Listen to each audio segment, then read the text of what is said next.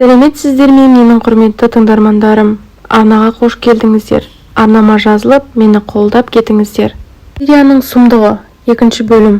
Анамның қолындағы жалаңдаған пышақты көргенде шыңғырып жібердім. Жылаған даусымды естіген адамдар, олар мына жерде, деп бір-біріне айғайлап жинала бастады. Қане, қайда олар? Дейді бірінің үстіне бірі ентелеп. Өзім домалап жатып таныс адамның даусын естігенде сап тиылып басымды көтердім. Мынау менің ағам ғой, деймін, жан-жағыма қарап. Бұл кісі анамның анасының туған інісі, менің нағашым еді. Өзі сондай жақсы адам. Үйіне барсам жиенғыз келді, деп балмұздақ беріп еркелетіп отыратын. Түн қараңғысында сол ағамды көргенде қуансам керек. Талғат аға, біз мұндамыз, деп айқай салдым. Алайда олар мені анамның қолынан ала алмады. Ұлтарақтай пышағын еркекке бір көрсетіп, анам оңайлықпен берілмей кит еткенге пышақ сілтеп айғайлап әлек. Түн ішіндегі осы дауысқа үй иесі шығып, абыр-сабыр басталды. Әй, бұлар кімдер? Әй, қайсың бұл? Біздер жақ апан-топан. Мені анамның қолынан ала алмаған 4 еркек айнала қашып тентіреп жүр. Шал, әй шал, бер шық, ауламызға мастар кіріп кеткен. Кәрі кемпір 2 рет айтып жақындай берді. Мені кеудемнен қысып ұстап алған анам шегіне берді. Әй, сен нашарсың ба? Қызыл ертіп қайдан жүрсің? Кемпір әйел екенімізді киімімізден таныса керек, еркектерге айғай салды. Әй, жалалғыр алқаш жындылар, бір қатын мен қызды сонша қуып не болды сендерге, дейді. Онысына топ ішінен жауап алады. Әже, бұл менің қарындасым, мен мұның ағасымын, бізден қашып сіздің қораңызға кіріп кетті. Осы кезде үйдің есігі ашылып, жарық сәуле түсті. Ұтымды сәтті пайдаланған ағам ұрын келіп мамамды қапсыра құшақтап алды. Әй, жібер келіншекті! Иегі кемсеңдеген кемпір шәңк кетті. Әже, араласпаңыз, айттым ғой, бұл менің қарындасым. Жетіп келген ағамның досы мені көтеріп алды. Жиен ағам мамамды көтеріп қаша жөнелді. Біз соңынан ердік. Әй, мына жүгермектерді жымырған ба? Деп шәңгілдеген кемпір мен шал қала берді. Жын емес, әже, бұл қызды дін ұрған, дін. Ойбай, көтек, не дейді? Әй, шал, қайдасың? Мыналарға милиция шақырайық. Кетті, әне, қызды сүйреп қашты, баланы да алып кетті, деген кемпір бісмілласын айтып жатты. Сол күні бізді ұстап алған ағам үйіне қамады. Одан таң атпай өкпесі ырсылдап нағасы әжем жетіп келді. Сен қызға сөз шығын екен, қайда барасың? Анамда үн жоқ, басын бұғып бүкшиіп отыр. Саған айтамын, қаңғып қайда барасың? Айтқане, деп айғайлаған әжем 2 рет сұрады. Анам бәрібір ештеңе айтпады. Жауап болмайтынын түсінгенде едене тұрған сөмкені далаға шығарған әжем оттық тигізіп өртеп жіберді. Мен сені Сирияға барып бөлсін деп тудым ба? Ақымақ қыз-ау! Ол елде соғыс болып жатыр, өлігіңді таппай қаламыз, дейді. Мен бәрібір кетемін, деген анам күңк кетті. Бетің кесілсін сенің, деп ашуланған әжем бүйрек тұсынан бір тепті. Әуре болма, өлтірсең де кетемін, деп қайталады анам. Кеткеніңді көрейін, деген әжем біздің үйде жатып алды. Арадан 1 жыл тағы өтті. Анам босанып алды. Әжем сол күннен бастап біздің үйді аңдумен жүрді. Дегенімен қолында телефоны бар анам бәрібір жолын тапты. Бір күні үй ішінде әңгіме болды. Көрші ауылдағы бір кемпірі қайтыпты. Ертең жаназасы дейді. Бармасам ұят, көз көрген кісі, деген әжем сонда тартты. Анам осы сәтті ұтымды пайдаланды. Көкеме қоңырау соғып жөн сұрады. Айта кетейін, әкем бөлек, көкем бөлек. Әкем ол менің туған әкем. Көкем дегенім өгей әкем, яғни анамның 2 отауы. Мұның сұмдығы сол, көкем де діндар еді. Жалпы өзімнің әкем де, одан көкемнің де діндар болуы менің тағдырымды тасталған етті. Осы жағын басынан бастап айтып берейін. Анам қыз күнінде менің әкеме өлердей ғашық болыпты. Жоғарыда айтқанымдай ол кісі діндар еді. Анам ол кезде шалбармен, юбкамен, кофтамен жүретін әдемі қыз болған. Қысқасы, әкем оған шарт қойды. Намаз оқып оранып жүрсең аламын дейді. Еркекке басы кеткен сонша анам намазға жығылып тас бүркеніп оранып алады. Әкем сонда сөзінде тұрып әйелдікке алады. Осылайша бақытты күндері басталады. Алайда сүйіп қосылған еркегімен 4 жыл ғана тұрады. Әкем басқа әйелге үйленіп, анам далада қалады. Сөйтіп жүріп мына көкеме жолығып 2 рет тұрмысқа шығады. кісі қысқа балақ жүнді барақ азамат батыс жақтан, анамның біраз жасқа үлкендігі бар. Сирия жайлы әңгіме осы адамнан шығады.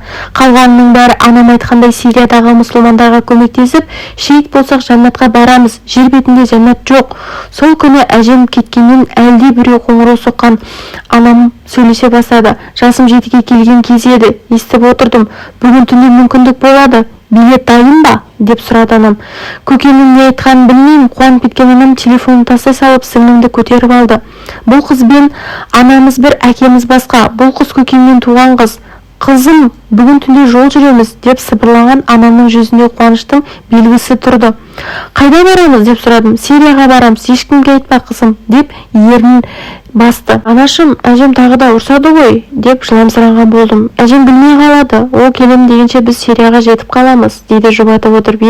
Олай болса жақын екен ғой, деймін қорс-қорс етіп. Иә қызым, жап-жақын, билетімізді алып берді, ұшақпен барамыз, деп күйбеңдеп кетті. Мен соңынан еріп болып жүрмін. Анам жолда жейтін тәттілер дайындаған болатын. Анашым, Айшаны қайтеміз, деп құндақта жатқан сіңлімді көрсеттім. Мұны да ала кетеміз, деп басынан сипап қойды. Осыдан кейін үй ішінде жүгіріс басталды. Шатырға шыққан анам жасырып қойған киімдерін әкелді. Шатырға қоймасқа амалы жоқ. Әжем көрсе өртеп жібере ме деп қорқатын. Осылайша 2 сағатты тас түйін дайын отырдық. Анам қайта-қайта телефонына үңіліп әлек болды. Көзім ілінген екен. Анамның «Тұр қызым, кеттік» деген даусынан ояндым. Ол түні бәрі ойдағыдай болды. Сөмкесін иығына асқан анама біреу келіп көмектесіп жатты. Мына адам кім деп қарай бердім. Кәне, тез етіңдер, ұшаққа үлгермей қаласыңдар, деп әлгі адам анама сөйледі. Сонда ғана таныдым, бұл менің көкем еді. Есік алдына көлігін қойыпты, өзі анама көмектесіп болысып жүр. Көке, қайда барамыз? Оны мамаңның өзі айтады, деп қолынан жетектеп көлігіне апарды. Есікке құлып салған анам құндақтаулы сіңлімді көтеріп көлікке отырғанда жүріп кеттік. Билетті Қырғыздан алдым, бізден табылмады, деген көкем анамның қолынан қағаздар берді. Таң бозарғанда қазақ-қырғыз шекарасына жеттік. Көкем бізді өткізіп тастап, өзі қала берді. Әрі қарай басқа адамдар әкетті. Одан әрі Бишкекке жетіп ұшаққа отырдық. Қанша ұшқанымызбен есімізде жоқ. Әйтеуір біраз уақытта қазіргі Түркияның Анталия деген қаласына қондық. Алдымызда Сирия, қызым, дейді анашым. Қайда? Деп терезеге ұмтылдым. Қарамай-ақ қой, бұл әлі Түркия. Сирияға енді барамыз, дейді. Анашым, Сирия деген не, адам ба, қала ма? Деп сұрадым. Анам оның мемлекет екенін, біз сондағы батырларға көмектесу үшін бара жатқанымызды қайталап өтті. Сонда қандай көмек береміз, деп тағы сұрадым. Қолымыздан қандай көмек келеді, бәрін береміз. Ұмытпа қызым, біз бұны Алла үшін жасаймыз, дейді. Сол қаланың шетінде ескүйде бір апта тұрдық. Жан-жақтан адамдар жинала бастады. Олардың арасында Қазақстаннан барған қазақтар да болды.